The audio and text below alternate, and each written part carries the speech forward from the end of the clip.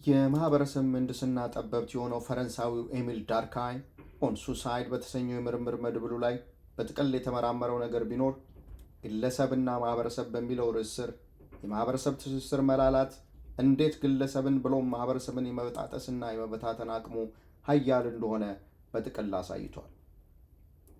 ሰው በግሉ ወይንም ማህበረሰብ በጋራ ለከፍተኛ ቀውስ ይጋለጣል።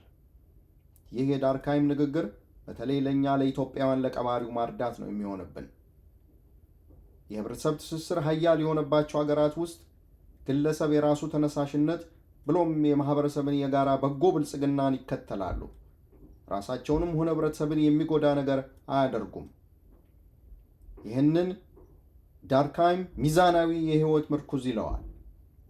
እንደዚህ አይነት ማህበረሰብ ውስጥ ህይወቱን የሚያጠፋ በጣም ጥቂት ነው። ለእንደዚህ አይነቱ ከንቱ ጥፋት የሚጋለጡ ግለሰቦች የሚኖሩበት ማህበረሰብ ሁልጊዜም ቢሆን ምንም የጠበቀ የማህበረሰብ ትስስር የሌላቸው ሚዛናዊ የህይወት ምርኩዝ የተሰበረባቸው ናቸው ይላል። እዚህ ላይ የኢትዮጵያውያንን ጎረቤት ቡና ጠጡን ጥሪ ልብ ይለዋል። ምን ያህል የማህበረሰብ ማስተሳሰሪያ ገመድ እንደሆነ መዘንጋት የለብንም።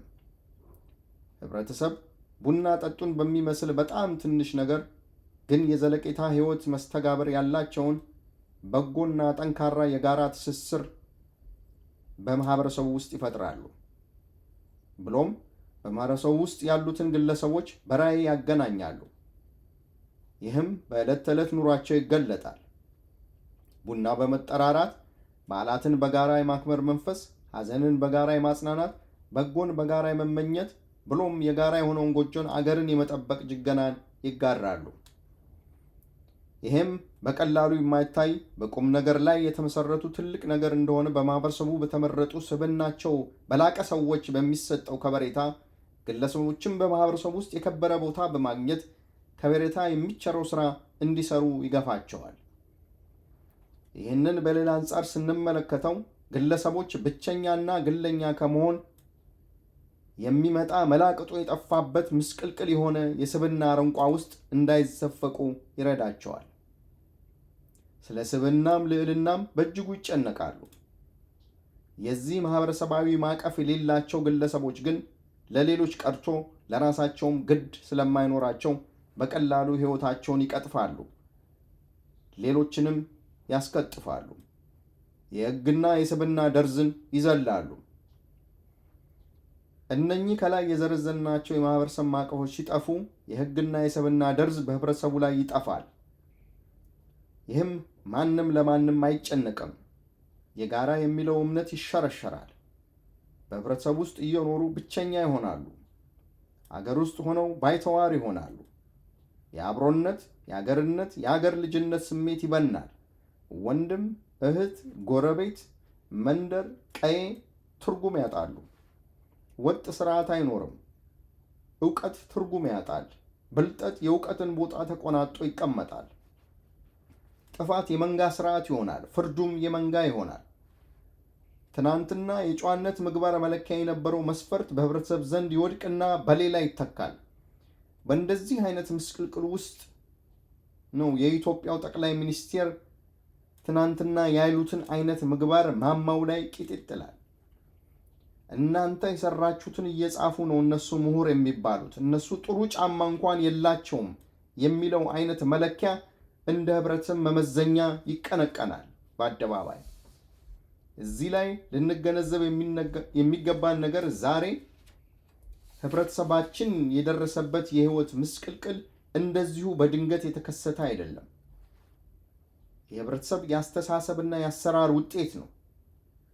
በተለይ ይሄ ሁሉ ግብስብስ በተለያዩ የእምነት ቋጠሮችና በከረሙ ህብረተሰብ ድባቦች ባያዙና ባይሸፈኑ ኖሮ ዛሬ ኢትዮጵያ የምትባል ሀገርም ሆነ ኢትዮጵያዊ የሚባል ህዝብ አይኖርም ነበር። ሀገር ኢትዮጵያም ቦታም ሆነ ህብረተሰብ ህይወት አልባ በሆነ ነበር። የቀረው ዓለምም እንደ እንስሳት ማጎሪያ አይነት ባየን ነበር። ከዚህ እንዴት ነው የምንወጣው? የዚህ ትውልድ ጥያቄ ነው። ለዛሬ ብቻ ሳይሆን ነገ ለሚኖረው የኛው ልጆች ትውልድ ነገ ምንድን ነው የምናወርሳቸው? ዛሬ የኢትዮጵያውያን ስነ ልቦና ምን ይመስላል?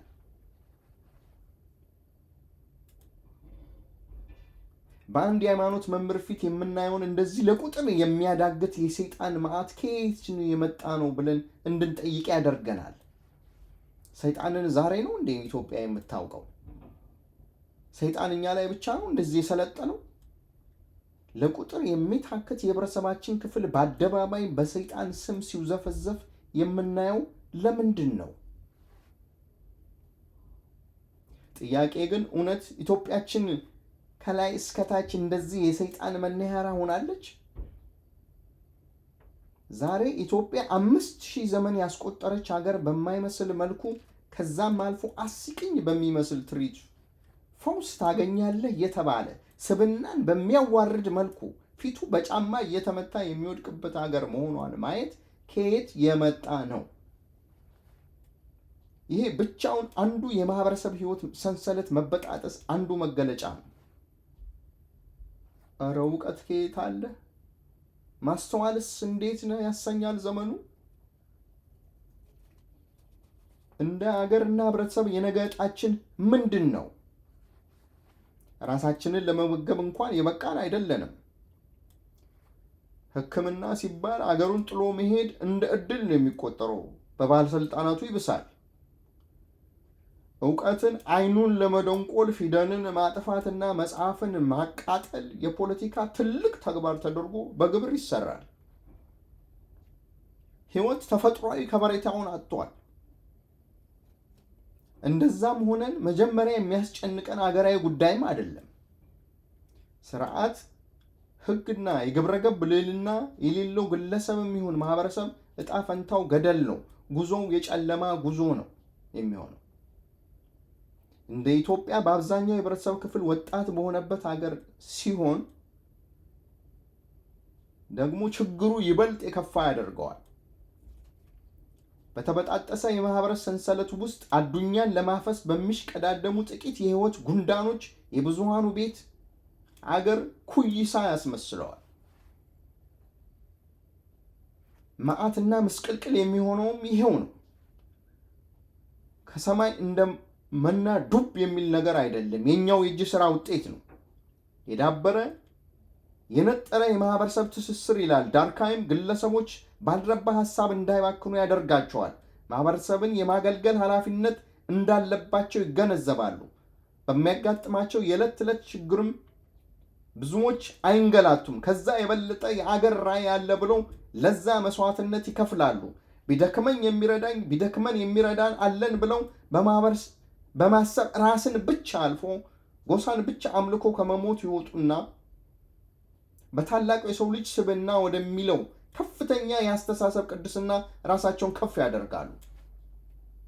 በዚህም እንኳን የሰው ልጅ ቀርቶ ሳሩም ቅጠሉም ይጠቀማል ብለው ያምናሉ።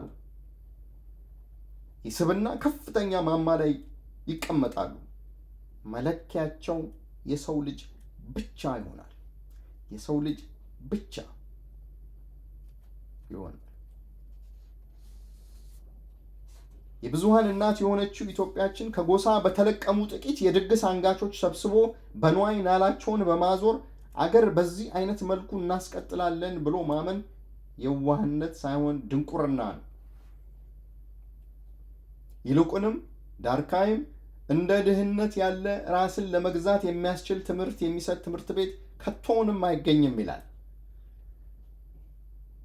በሀገራችን አብዛኞቹ ስልጣን ላይ የተንፈራጠጡትን ስንመለከት ከዚሁ ከድህነት አቧራ ላይ የተነሱ መሆናቸውን እንኳን ይልቁንም ለመጡበት ማህበረሰብ እንኳን በጎውን ሌት ተቀን እንዲያስቡ እና እንዲሰሩ ባደረጋቸው ነበር። ከነሱ ስልጣን ዘመን መራዘም ይልቅ የህብረተሰብ የአሁንና የወደፊት እንግልት ብሎም ምስቅልቅል ህይወት መስተካከል ይበልጣል የሚል ሀሳብ ባዳበሩ ነበር። የማህበረሰብ የጋራ ውል የሆነው ህገ መንግስት በጋራ ፍላጎት የሚቀመር የራስን ፍላጎት ከማስፈር ባሻገር የሌሎችን ስብዕና ለመገንዘብ የሚተጋ የእሳቤ ቀመር በመያዝ የግለሰብን በተናጠል ብሎም የማህበረሰብን የጋራ መብት እና ፍላጎት ፍጹም ሰብአዊ በሆነ መንገድ የሚያስተናግድ ሰነድ ካልሆነ ትናንት እኛ እንደዚህ ስለሆንን ዛሬ እንዲህ መጻፍ አለበት፣ እነንቶነ እንዲህ ነበሩ፣ እኛ እንዲህ ሆነናል ተብሎ በጥቂቶች ተጽፎ ለእናንተ ጭምር ነው የሚለው አይነት የጎጠኛ ሰነድ መከራን በቆይታ የሚያሳድር እንጂ የትም አያደርስም። አሁን ባለንበት በ21ኛው ክፍለ ዘመን የምጣኔ ሀብት ብቻ ሳይሆን ያስተሳሰብ ምጣኔ በረቀቀበት ዘመን ዘመኑን የማይመጥን ንግግር በፖለቲካ ደቂቃን በአደባባይ ሲነገር ስትሰማ አቤቱ የፈጣሪ ያለ ያሰኛል። ትናንትና ዛሬ በአሜሪካን ጥቁሮች ላይ የሚወርደውን የዘረኝነት በትር በአደባባይ ጉሮሮን ጨፍልቆ የሚገድል ዘረኝነት በዓለም ጥግ ላይ ያሉ ለሰው ልጆች የላቀ እሳቤ ያለው የሰው ልጅ በሙሉ ሲቃወም ስናይ እኛ ኢትዮጵያውያኖች ግን አገራችን ውስጥ በቅጡ የአንድነት ጽድቅ እንኳን ቀርቶብን አስከፊና አጸያፊ አዳፋና የፈከረፋ የሆነውን የጎጠኝነት ሸማ እንደ ልብስ ለብሰን ከእንስሳት ባነሰ አስተሳሰብ አይደለም በሀገር ውስጥ በሰው ሀገር ላይ በአደባባይ ዳንኪራ እየወርንበት እንገኛለን። በጋራ እየተራቡ በጠናትል እንዴት መፍትሄ ይፈለጋል? በ21ኛው ክፍለ ዘመን እንዴት አንዱ በአንዱ ላይ ብልጥ ሊሆን ይችላል? ረሃብተኝነት የቆየ የጋራ ችግራችን ነው። እሱን የመጀመሪያ መነጋገሪያ ማድረግ ግድ ይላል። የሰው ልጅና ረሃቡ፣ ኢትዮጵያና ረሃቧ፣ ሰው መሆናችንና ረሃባችን ካላስተሳሰረን 10 ሚሊዮን ጊዜ ወረቀት ላይ የሚጻፍ ጽሑፍ ሊያስተሳስረን አይችልም። ይሄ ሞኝነት ነው። ሳይበሉ በለሃብ አረንጋ እየተገረፉ የእንቶኔ ዘር ነኝ የከሌ ጎሳ ነኝ ማለት ለማንም አይበጅም። ኢትዮጵያ ወዴት ነው የምትሄደው? ማነውስ በጋራ ራዕይ የሚመራት? የወደፊት ጣዋስ ምንድን ነው? ማነውስ ወደ ላቀ ሐሳብ የሚወስዳት? በእርግጠኝነት መናገር እችላለሁ፣ በአንድ ሰውና በአንድ ጎጥ ላይ የተመሰረተ ፍላጎት ከቶንም አገርን ቀርቶ ራስን ወደፊት ሊያራምድና ህዝብን ለጋራ ተጠቃሚነት ሊያበቃ አይችልም። የጋራ የሆነው የተመረጠው በጎ የቅድስና ሐሳቦችን የሚያሰባስብ አምጦ የሚወልድ ባለ ራእዩ ሰው ማን ይሆን? በራእየ ብሩ ነኝ ከደጃችሁ በሰፈር